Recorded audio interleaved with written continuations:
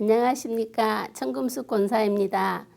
은혜를 나누고 싶은 찬양은 나 같은 죄인 살리신입니다. 아주 오래전 기도가 안 돼서 힘들 때가 있었는데 하나님께서 이 찬양을 부르게 하셨습니다. 반복해서 수없이 이 찬양을 부를 때에 뜨거운 눈물과 감동의 마음을 느끼게 되었습니다. 찬양을 통해 방언을 받게 하셨고 기도의 문을 열어주셨습니다. 이 찬양의 은혜를 성도님들과 함께 나누고 싶습니다.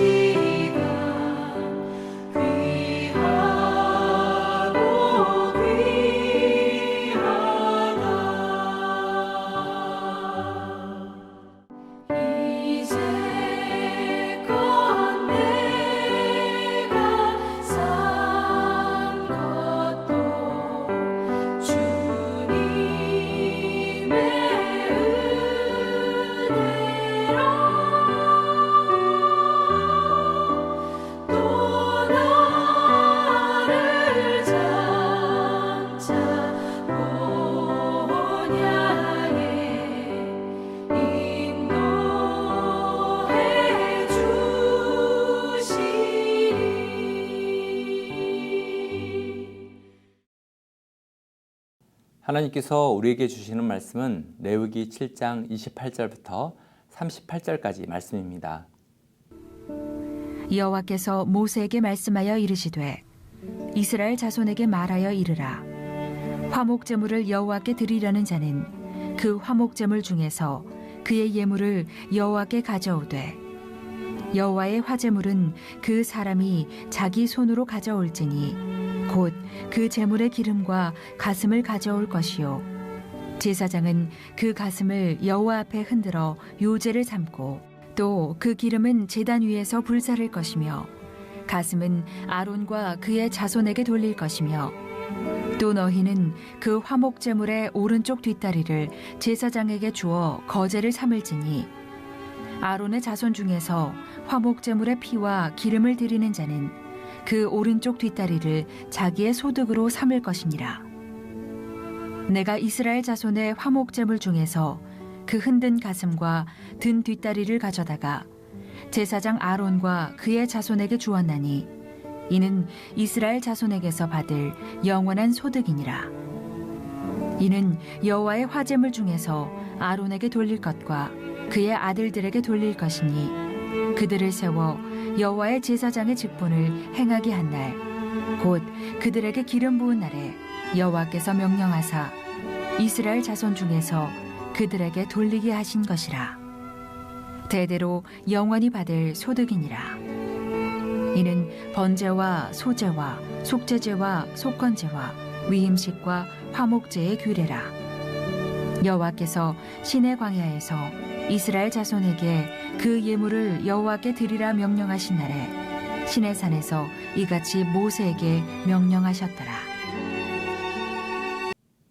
본문은 제사법의 보충 규례 중에 화목제에 대한 마지막 보충 규례를 다루고 있습니다. 화목제의 보충 규례의 특징적인 것은 29절과 같이 화목제물을 여호와께 드리려는 자는 희생제물을 나누려는 자원하는 마음이 있어야 한다는 것입니다. 반드시 희생제물을 자기 손으로 드리되 그 예물을 하나님께 드리려는 마음뿐만 아니라 사람들과 나누려는 마음이 있어야 한다는 것입니다. 왜냐하면 화목제물로 드려진 것은 하나님의 소유가 되며 그것을 하나님께서 제사장 아론과 그의 자손들의 영원한 소득이 되게 하셨기 때문입니다. 34절 말씀입니다. 내가 이스라엘 자손의 화목제물 중에서 그 흔든 가슴과 든 뒷다리를 가져다가 제사장 아론과 그의 자손에게 주었나니 이는 이스라엘 자손에게서 받을 영원한 소득이니라. 하나님께서는 자원하여 드린 화목제물을 받으시고 하나님의 일에 힘쓰는 자들에게 영원한 소득이 되게 하셨습니다. 그래서 결국 제사장들에게 영원한 소득을 주시는 분은 하나님이라는 것을 나타내 보이셨습니다. 제사장들은 고기에 어떤 부위든지 쌓아두거나 보관하는 것을 허용하지 않으셨습니다. 제사장들은 일용할 양식을 공급해 주시는 하나님을 신뢰하며 주어진 사역을 잘 감당해야 했던 것입니다. 이제 제사장에게 주어졌던 가슴과 뒷다리에 대하여 좀 더 말씀을 자세히 살펴보도록 하겠습니다. 첫 번째로 희생제물 중에서 가슴은 하나님께 요제로 드리고 나서 아론과 그의 자손에게 돌리게 되었습니다. 요제는 희생제물을 앞뒤로 흔들어서 드리는 제사의 한 방법입니다. 앞으로 움직이는 것은 번제단을 향하는 것으로서 하나님께 드린다는 의미가 있었습니다. 또한 뒤로 움직이는 것은 하나님께서 다시 사람들에게 선물로 되돌려 준다는 의미가 있습니다. 곧 희생제물을 요제로 드릴 때에 하나님께서 화목제물의 마음을 받으시고 제사장들에게 선물로 다시 되돌려 주시는 것입니다. 그리고 되돌려 준 그 선물과 같은 제물은 결과적으로 제사장과 그의 후손들이 그 희생제물을 나누게 하셨습니다. 또한 하나님께 드려진 희생제물의 가슴이 제사장들의 몫이 되어 분배될 때에 그들은 하나님의 돌보심 속에서 주의 일에 전념할 수 있었던 것입니다. 두 번째로 화목제물 중에서 오른쪽 뒷다리는 제사장에게 주어져 거제로 제사를 드리게 하였습니다. 동물의 뒷다리는 여러 부위들 중에서 최고의 것으로 여겨졌습니다.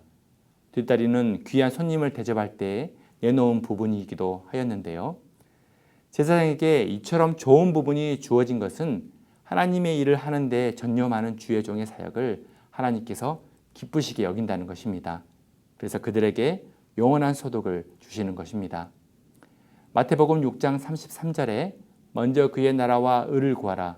그리하면 이 모든 것을 너희에게 더하시리라 라는 예수님의 약속처럼 하나님의 일에 힘쓰는 자들에게 하나님은 부족함 없이 채우신다고 약속하시는 것입니다. 그래서 하나님의 일을 감당하려는 사람에게는 하나님께서 그들의 모든 삶을 책임져 주심을 믿게 하신 것입니다. 이 믿음이 있는 사람은 더욱 하나님의 일에 성실하게 헌신할 수 있도록 하신 것입니다.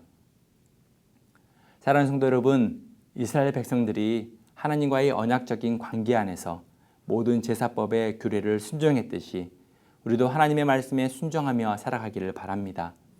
하나님 앞에 나아가는 것에 거리낌이 없고 항상 친밀한 사귐의 삶을 살아가시기를 소망합니다. 하나님께 마음과 정성을 드리려는 성도는 우리의 주변 사람들에게도 나눔의 삶을 살아야 합니다. 나눌 때의 마음가짐은 이것이 하나님의 것이라는 마음을 갖는 것입니다. 하나님의 것을 다시 하나님께 되돌려 드린다는 마음으로 나누게 될 때에 그 나눔은 하나님께 영광 돌리는 일이 될 것입니다. 우리에게 영원한 소득을 주시는 분은 오직 하나님이십니다. 교회 사역자뿐만 아니라 하나님의 일에 힘쓰는 모든 성도들에게도 하나님께서는 일용할 양식을 주시는 분이십니다.